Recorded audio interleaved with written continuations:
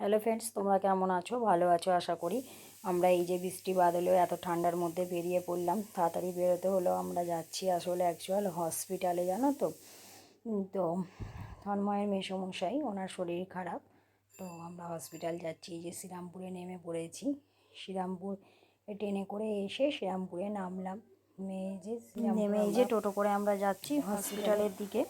নেমে টোটো করে আমি আর তন্ময় যাচ্ছি। কি ঠান্ডা আর বলো না। এই দেখো, মানে হসপিটালে চলে এসেছি, এসআই হসপিটাল। এই যে যাচ্ছি আমরা, এবার ভেতরে যাচ্ছি। আর এই যে উল্টো দিকের দোকানটা, এখান থেকে একটুখানি মিষ্টি নিয়ে নিয়েছি মেসোমশাইয়ের জন্য, সুগার ফ্রি মিষ্টি। শরীরটা খারাপ তো তো একটুখানি সুগার ফ্রি মিষ্টি নিয়ে নিয়েছি।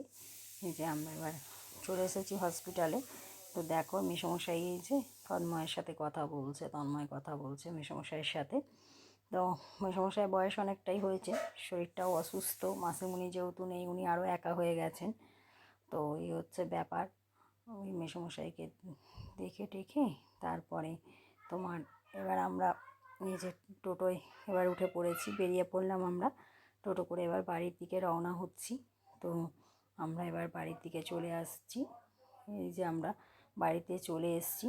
এই যে বাড়িতে এসে এবার পুজো টুজো করে নিলাম। আজকে বৃহস্পতিবার, সকালে মালা টালা দিয়ে দিয়েছি। সন্ধ্যে পুজো টুজো করে তারপরে এবার আমরা আবার এই শাশুড়ি মার বাড়িতে চলে আসবো। তো টাটা। সবাইকে একটা অনুরোধ রইল, সবাই প্রার্থনা করো উনি যাতে তাড়াতাড়ি সুস্থ হয়ে যায়।